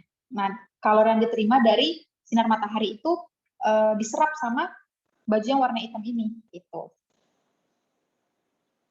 Nah, radiasi juga selain dipengaruhi sama warna bendanya ya, dipengaruhi juga sama suhu. Jadi, semakin panas benda dibandingkan dengan panas lingkungan, semakin besar juga tuh kalor yang diradiasikan ke lingkungan. Misalnya api unggun ya. Jadi kalau misalkan api unggun ini kan panas nih, lebih panas dari suhu lingkungan. Berarti ada tuh kalor yang atau panas yang terpancarkan dari api unggun. Ya contohnya itu kita berdiri di api unggun lah kayak ini ya contohnya. Kita berdiri di dekat api unggun. Api unggun kan pasti panas ya. Lebih panas dari suhu lingkungan. Misalkan api unggun ini punya suhu 80 derajat lah misalkan ya. Terus kita berdiri, kita bisa ngerasain panas ya, karena ada itu transmisi kalor secara radiasi. Nah, tadi berarti kan semakin panas benda dibandingkan suhu lingkungan, maka semakin besar kalor yang ditransmisikan. Nah, semakin dingin benda dibandingkan dengan suhu lingkungannya, maka semakin besar kalor yang diserap dari lingkungannya. Jadi kalau misalkan bendanya dingin, lebih dingin dari suhu lingkungan, maka akan semakin besar kalor yang diserap dari lingkungannya itu. Contohnya apa, Kak? Contohnya kalau kita naruh es batu di luar ruangan. Nah, es batu kan dingin. Misalkan taruhlah es batu itu suhunya 10 derajat lah misalkan ya, 10 derajat Celcius. Kita taruh nih di suhu ruangan 20 derajat Celcius.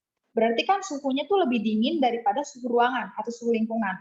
Nah, berarti dia ini lebih besar menyerap kalor dari lingkungannya. Akibatnya apa? Karena dia menerima banyak kalor dari lingkungan. Es batunya dia apa? Nah, itu ya penjelasan saya begitu. Jadi karena si es batu ini suhunya lebih rendah dari suhu ruangan, maka dia lebih banyak menerima kalornya dari lingkungannya dia gitu. Akibatnya dia meleleh karena kan kalor itu kan panas ya. Ya walaupun kita nggak ngerasain kayak ini kayaknya panas, tapi bagi si es batu itu yang 20 derajat suhu lingkungan itu dia udah termasuk panas gitu. Ketimbang sama suhu dia yang 10 derajat karena dia lebih rendah kan dari suhu ruangan gitu. Nah, terus tadi contohnya radiasi itu pancaran sinar matahari sama yang api unggun. Itu contoh radiasi. Oke, boleh di next.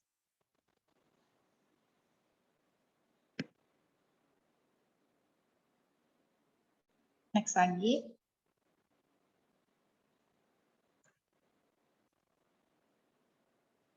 Nah, panas ini sebelumnya kayaknya ini Jana. Nah, panas tubuh kita itu dihasilkan oleh metabolisme sel. Panas ini kan dihasilkan oleh metabolisme sel, terus hasilnya itu ditransfer ke permukaan kulit oleh darah. Tadi kan darah itu ya berfungsi untuk mengatur suhu tubuh. Jadi ketika tubuh melakukan metabolisme sel, akhirnya itu ditransfer ke permukaan kulit oleh darah yang beredar, kemudian panas itu hilang ke lingkungan. Jadi dikeluarin panasnya lewat kulit. Jadi kadang kulit kan suka teraba kayak agak-agak anget gitu kan. Nah itu contohnya. Nah proses ini berlangsung terus-menerus, namun nggak konstan. Jadi dia continue, tapi nggak konstan. Maksudnya gimana? Kayak kita berkeringat. Apakah bisa dibilang kayak kakak berkeringat setiap 3 jam sekali gitu? Enggak kan? Atau tubuh manusia mengeluarkan keringat setiap 5 menit. Enggak kan? Tapi dia tuh berlangsungnya terus-menerus. Pasti kita itu keringetan, karena kan kita ada pori-pori. Dan itu juga, keringat itu kan juga bentuk dari proses tubuh untuk mengeluarkan panas. Nah, ini berlangsung terus-menerus kan? Jadi kalau misalkan kita habis makan kita keringetan. Terus kita banyak aktivitas, kita keringetan. Nah, ini kan berlangsung terus-menerus. Tapi dia nggak konstan, nggak kontinu. Jadi ya itu diatur sama sistem homeostatis kita itu. Diaturnya sama itu. Jadi tubuh itu tahu kapan kita harus mengeluarkan panas, kapan kita harus menyimpan panas dalam tubuh gitu. Maka dari itu tubuh harus melepaskan energi pada kecepatan tertentu agar tidak terjadi penumpukan panas. Nah, kalau misalkan di tubuh itu terjadi penumpukan panas, akibatnya apa? Akibatnya suhu tubuh kita jadi tinggi. Karena panasnya nggak dikeluarin. Panasnya itu masih ada di dalam tubuh, nggak dikeluarin. Berarti kan ada yang salah ya. Nah itu, panas yang didapat harus setara dengan panas yang dilepaskan oleh permukaan tubuh. Inilah esensi dari homeostatis temperatur. Homeostatis itu kemarin apa kalian jawabnya?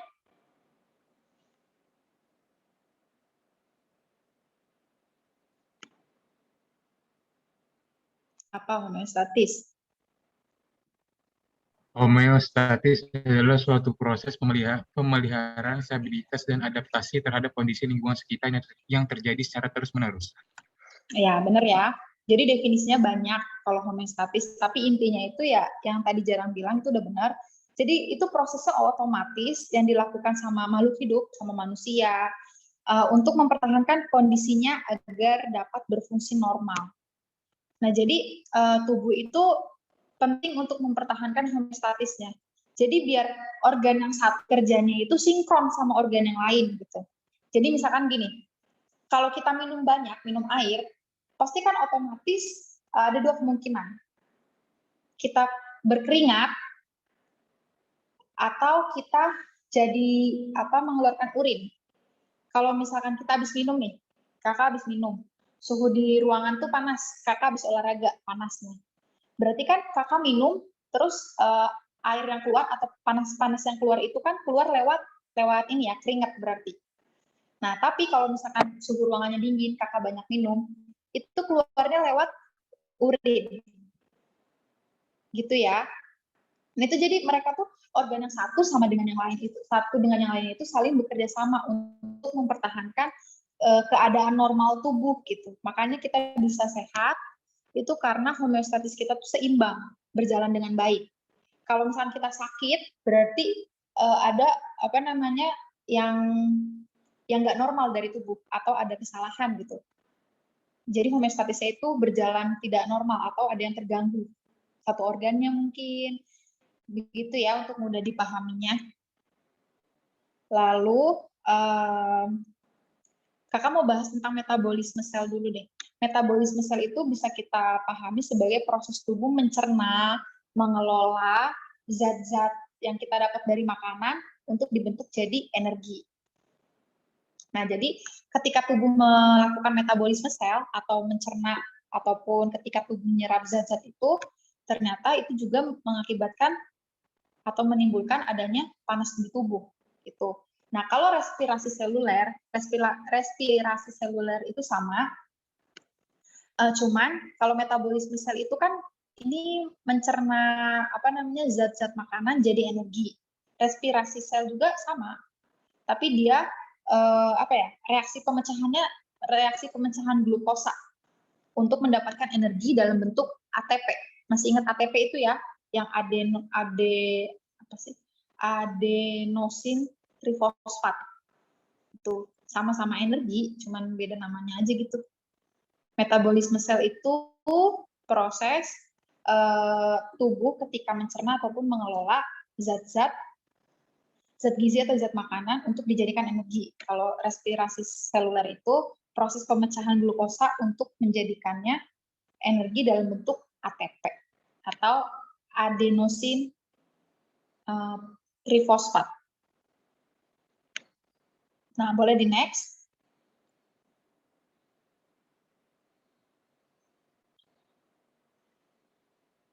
Nah, tubuh juga kan harus meningkatkan temperatur. Jadi ketika kita dingin gitu, pasti kan kita butuh nih untuk apa ya? Untuk tubuh itu kayak berusaha untuk menghangatkan gitu. Caranya itu ini menstimulasi metabolisme. Tadi kan metabolisme sel itu kan dapat menyebabkan panas tubuh ya. Nah, cara tubuh untuk meningkatkan temperatur juga ini lewat stimulasi metabolisme, meningkatkan produksi panas. Karena metabolisme ini kan dia bisa meningkatkan produksi panas. Seperti yang slide sebelumnya itu ya, panas tubuh itu dihasilkan dari metabolisme sel. Nah, jadi cara tubuh untuk meningkatkan temperatur ya salah satunya dengan stimulasi metabolisme atau apa ya, kayak memancing supaya tubuh kita ini melakukan metabolisme supaya ada produksi panas dari tubuh. Kemudian vasokonstriksi maksudnya. Itu vasokonstriksi itu bisa dibilang ini ya, penyempitan pembuluh darah pada kulit. Untuk apa? Mengurangi pelepasan panas melalui kulit. Jadi vasokonstriksi itu kayak penyempitan pembuluh darah. Tadi kan darah itu fungsinya untuk mengatur suhu tubuh juga kan. Nah, kalau penyempitan pembuluh darah berarti kan mengurangi ini pelepasan panas melalui kulit. Gitu. Kemudian cara meningkatkan temperatur tubuh itu yang ketiga ada menggigil. Ternyata menggigil tuh salah satu cara tubuh kita untuk menghasilkan panas. Karena adanya kontraksi otot rangka dan itu bisa memproduksi energi panas buat tubuh kita gitu. Jadi waktu misalkan kayak kita demam nih, kita menggigil kan, itu tuh kayak kalau menggigil tuh sengaja atau enggak ya? Enggak. Enggak ya, enggak mungkin ya, kayak masa kita demam, oh iya kata apa, waktu pre-nursing kan menggigil tuh salah satu cara untuk meningkatkan temperatur tubuh. Lagi menggigil nih, lagi demam nih, maksudnya lagi temperaturnya kayak lagi ngerasa dingin nih gitu. Akhirnya kita paksa buat menggigil, biar apa namanya, produksi panas itu bisa dihasilkan. Enggak ya, karena menggigil itu kan dia nggak bisa kita sengaja, nggak bisa kita atur. Nah itu istimewanya tubuh kita ya. Jadi dia melakukan homeostatis untuk menstabilkan apa namanya kondisi tubuh kita dalam keadaan normal.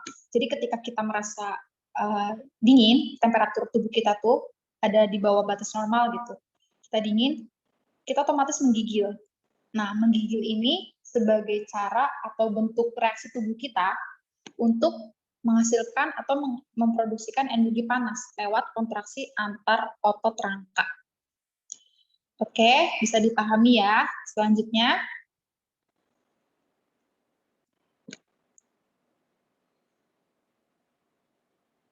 nah, tubuh itu nggak selalu harus apa ya, kayak membutuhkan energi panasnya gitu. Tapi dia juga butuh untuk melepaskan panas. Kalau tadi kan cara tubuh untuk menghasilkan panas ya, menaikkan temperatur suhu tubuh.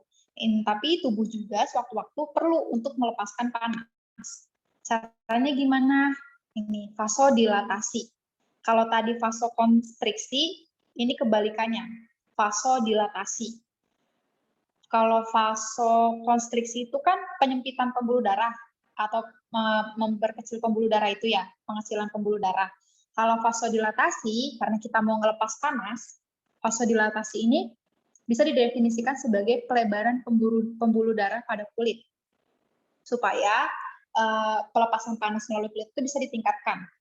Nah, itu cara tubuh untuk melepaskan panas ya. Nah, yang kedua, peningkatan penguapan keringat dari kulit.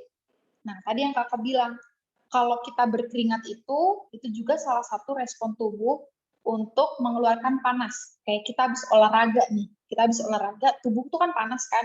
Nah, panas yang berlebihan itu kan tubuh memang perlu dalam keadaan panas, tapi kalau panas yang berlebihan itu juga nggak bagus. Akibatnya kalau misalkan tubuh terlalu banyak menyimpan panas, nggak dikeluarin, itu kan tadi ya, jadi penumpukan panas itu jadi menyebabkan demam. Nah, akhirnya kita juga perlu nih untuk mengeluarkan panas atau melakukan pelepasan panas lewat penguapan keringat dari kulit. Jadi kalau misalkan kita habis olahraga atau habis ngelakuin aktivitas yang banyak, itu wajar kalau kita berkeringat, karena itu proses penguapan ya, penguapan yang terjadi sehingga kulit itu mengeluarkan keringat. Atau penghembusan udara panas dari paru-paru gitu. Ini juga bisa dijadikan sebagai cara tubuh untuk melepas panas. Nah, ini pembuangan panas melalui feses dan urin. Tahu feses atau urin ya? Ternyata pembuangan panas itu bisa melalui feses dan urin. Pernah nggak kalian lagi demam nih, terus kalian berobat ke dokter kan? Dokternya nganjurin minum yang banyak ya? Pernah nggak? Pernah, Kak. Pernah ya. Ternyata ada alasannya nih. Jadi tadi kan pelepasan panas itu selain dari keringat, kalau keringat kan pasti lewat urin. Kalau keringat itu kan keluar pasti lewat pori-pori kulit ya, lewat kulit. Nah, ternyata pelepasan panas juga bisa lewat urin. Makanya, kalau misalkan kita mau ngeluarin urin, supaya urin itu dapat diproduksi, kita kan harus minum. Ya kan? Karena kan, urin itu kan dari jumlah cairan yang kita konsumsi ya. Nah, jadi itu sebabnya kenapa dokter waktu demam kadang-kadang kasih kita saran untuk minum yang banyak. Karena semakin kita banyak minum, kan biasanya kalau kita sakit itu kita nggak keringetan, ya kan? Susah untuk keringet. Jadi mau nggak mau, panas itu bisa dikeluarkan selain lewat keringat, kalau kita lagi sakit ya lewat urin. Gitu. Jadi air yang kita minum itu supaya keluar lewat urin. Nah, panas dalam tubuh juga bisa dikeluarkan lewat urin atau lewat feses. Gitu. Nah, berbicara tentang homeostatis tadi ya. Homeostatis itu kan dia untuk menseimbangkan untuk menjaga keseimbangan sistem tubuh ya. Menjaga keseimbangan supaya organ satu sama dengan yang lain itu bisa bekerja sama untuk menjaga titik seimbang dari tubuh gitu. Simpelnya lah proses otomatis yang dilakukan makhluk hidup untuk mempertahankan kondisinya agar dapat berfungsi normal. Nah, jadi kan tadi tubuh itu membutuhkan cara untuk menghasilkan panas, tapi tubuh juga perlu melepaskan panas. Nah, itu kan terjadi misalnya di kulit. Jadi kulit ini fungsinya sebagai termoregulasi. Termoregulasi itu bisa diartikan sebagai pengatur panas. Termo itu kan panas ya, regulasi itu kan kayak semacam mengatur. Jadi termoregulasi atau pengatur panas. Pengaturan suhu kulit ini biasanya berlangsung melalui persarafan vasomotor. Ini nice to know aja ya, biar kalian tahu gitu. Ini sebenarnya pelajaran anatomi fisiologi di semester 1, tapi nggak apa-apa lah, biar kalian ada wawasan yang baru gitu. Nah, tadi ya kulit sebagai termoregulasi ini mengatur suhu kulit berlangsung melalui persarafan vasomotor. Vasomotor itu saraf yang mengatur pelebaran atau penyempitan pembuluh darah. Pembuluh darah sama ya kayak peredaran darah gitu. Vasomotor itu saraf yang mengatur pelebaran atau penyempitan pembuluh darah. Nah, gimana cara si vasomotor ini bisa melakukan pengaturan suhu kulit? Caranya, dia ini melakukan pengendalian atau pengontrolan terhadap arteriol kutan. Kutan itu kulit, ya. Kutan itu kulit. Arteriol itu bagian dari arteri, dia masuk ke dalam arteriol ya. Nanti kalian kalau misalnya itu bisa cari di Google arteriol itu apa. Dia masuk ke dalam bagian arteri. Nah, diulang ya. Jadi kulit ini sebagai termoregulasi atau pengatur panas, dia pengatur suhu ini bisa berlangsung melalui tadi ya vasomotor. Vasomotor itu saraf yang mengatur pelebaran atau penyempitan pembuluh darah. Gimana caranya? Caranya itu dengan mengendalikan atau mengontrol arteriol kutan. Nah, pengontrolan arteriol kutan itu ada 2 caranya. Itu tadi. Yang pertama, vasodilatasi, sama yang kedua, vasokonstriksi. Itu ya maksudnya. Jadi vasodilatasi sama vasokonstriksi itu dua cara untuk mengontrol arteriol kutan. Biasanya tanda-tandanya apa, Kak? Kalau vasodilatasi ini, kalau terjadi vasodilatasi ya, biasanya kulitnya itu kayak melebar, kayak mungkin pori-porinya kelihatan kayak sedikit, ya walaupun nggak semua manusia pori-porinya kelihatan ya. Kulitnya melebar, terus kulit itu menjadi panas. Karena kan vasodilatasi itu kan cara untuk melepas panas ya. Jadi kulit itu terasa lebih panas, terus kelebihan panas itu dipancarkan ke kelenjar keringat. Nah, makanya itu ada keringat dari kelenjar keringat. Ternyata keluarnya keringat juga berhubungan sama ini vasodilatasi. Nah, kalau vasokonstriksi gimana Kak ciri-cirinya? Kalau vasokonstriksi kebalikannya dari vasodilatasi. Itu kan kalau vasodilatasi kan kulitnya melebar, pembuluh darahnya melebar. Kalau vasokonstriksi itu pembuluh darahnya dia mengecil atau mengkerut. Jadi kulitnya juga terlihat lebih pucat sama teraba lebih dingin karena dia kan ini nggak mengeluarkan keringat itu ya. Terus keluarnya keringat juga jadi terbatas karena pembuluh darahnya itu mengecil. Dan panas suhu tubuh tidak dikeluarkan. Kenapa nggak dikeluarin?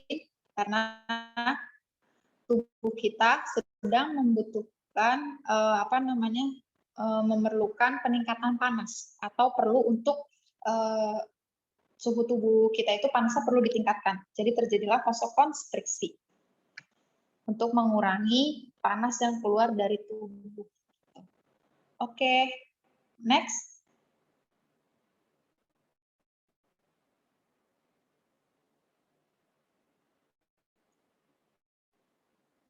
Nah, ini ada soal post-test, ada dua soal hitungan, tapi beranak cucu. Yang lainnya soal tentang itu sih, teori. Nggak susah lah ya. Ini kemarin kakak bilang due date-nya kapan ya? Hari Minggu, jam 9 malam ya. Nah, tugas ini kalian, kalian tulis tangan, terus nanti difoto, dijadikan format PDF ya. Format nama filenya sama nama kalian, sama soal post-test topik, post-test topik 4 gitu aja. Nama, strip, post-test topik 4. Oke. Setelah ini ada yang mau ditanyakan?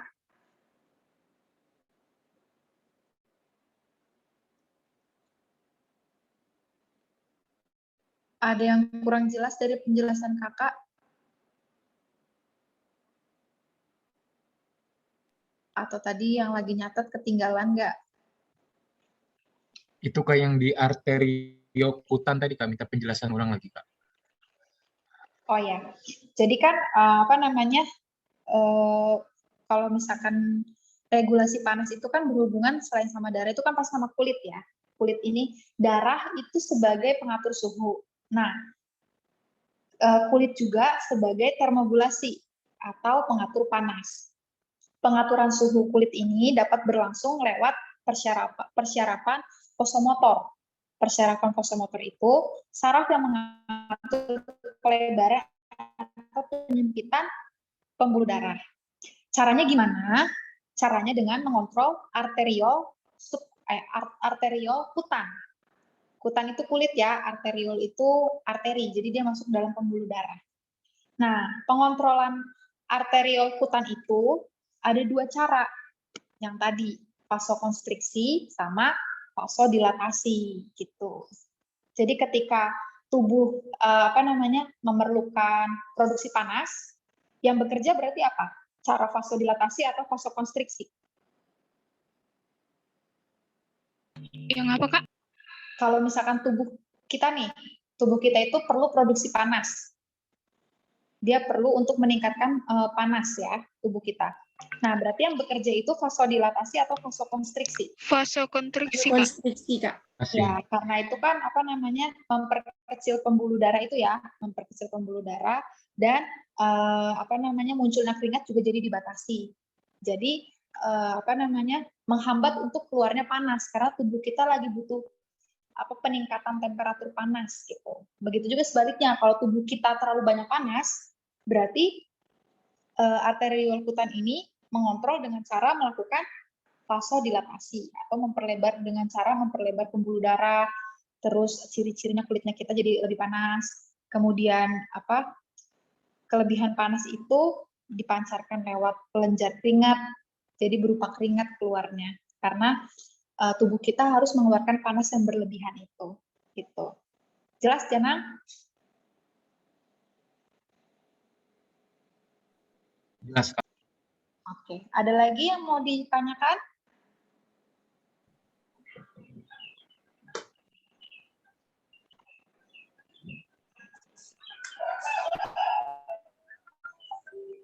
Dini mau tanya?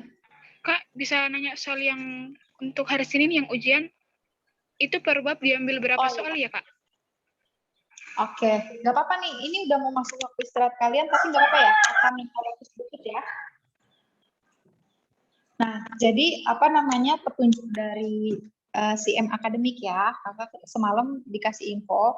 Jadi hari Senin kita ujian. Jam berapa? 12:30 ya? Jam 12:30. Ya kan mata ajar saya 12:30 ya? Ya, Sebentar Kakak. Ya 12:30. Nah, nanti 12:30 kita ujian. Jadi kan kita sains ini ada 5 topik. 5 topik ya. 5 topik. Nah, kalian bebas pilih 3 topik yang kalian kuasai atau kalian suka. Kalian bebas pilih 3 topik. Mau itu bebas lah ya. Kalian pilih 3 topik. Terus nanti dari masing-masing topik yang kalian pilih, kakak kasih masing-masing 2 soal. Jadi kalau misalkan kalian pilih topik tentang ini, asam basa, misalkan topik yang sekarang nih tentang suhu dan kalor. Terus kalian mau pilih tentang gaya dan mekanika. Nah, terus yang satunya apa gitu. Nah, kakak masing-masing ambil 2 soal. Ya, ambil 2 soal. Jadi semua masing-masing dari kalian, setiap individu dapat 6 soal. Dari topik yang sudah kalian pilih. Terus jawabnya gimana? Cara jawabnya nanti lisan. Jadi kalian pilih nih, udah pilih topiknya kan? Pilih topik, terus kakak udah tentuin soalnya. Kemudian nanti kakak panggil satu-satu lewat Zoom supaya kakak bisa record lewat Zoom. Terus nanti berdasarkan topik yang kalian pilih, kakak sebutin tuh soal pertama. Misalkan kayak Deta pilih tentang gaya dan mekanika topik pertama. Nah, kakak kasih soal. Oke, tolong sebutkan pengertian dari gaya gitu. Atau sebutkan jenis-jenis gaya. Nah, setelah selesai kita ganti pertanyaan kedua dengan topik yang sama. Nanti setelah itu kita beralih ke topik yang kedua yang kalian pilih. Gitu. Begitu seterusnya. Jadi siapin topiknya ya dari sekarang. Kalian mau pilih topik apa kira-kira? Pilih 3 topik yang benar-benar kalian kuasai. Yang kalian suka. Berarti Kak, nanti dari 3 topik ya. Kak nggak ada soal perhitungan ya? Soal perhitungan kemungkinan ada. Kemungkinan ya, kakak belum tahu. Jadi kalian persiapan aja, pokoknya materinya nggak jauh-jauh dari materi-materi yang udah kakak jelasin. Gitu. Jadi soal ujian itu udah kakak buat. Nah, setiap apa yang kakak sampaikan itu pasti nggak meleset dari soal-soal ujiannya. Gitu. Jadi nggak bakal kita belajar tentang mekanika dan gaya yang kakak kasih itu kayak tentang hal lain gitu, atau yang kakak nggak jelasin tiba-tiba muncul dalam soal ujian itu. Enggak. Kakak hindarin soal-soal kayak gitu kok, supaya kalian bisa jawab. Lalu karena ini kan kita bersepuluh ya, ada 10 orang di kelompok kita. Nah, kakak dikasih waktu cuma 2 jam. Jadi kemungkinan 1 orang itu cuma 10 menit. Ya.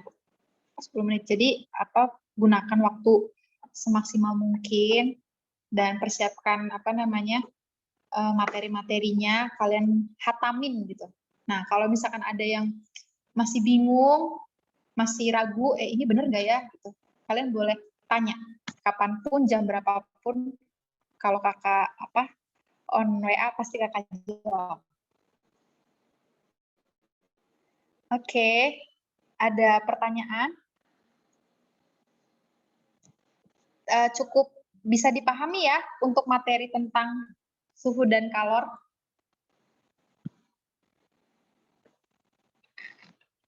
Bisa ya, oke. Ini absen semua ya, maksudnya hadir semua ya. 1, 2, 3, 4, 5, 6, 7, 8, 9, 10. Oke, hadir semua. Boleh on cam semuanya? Sip. Nah, seperti biasa, Bapak Janang boleh minta kesediaannya untuk dokumentasi. Oke.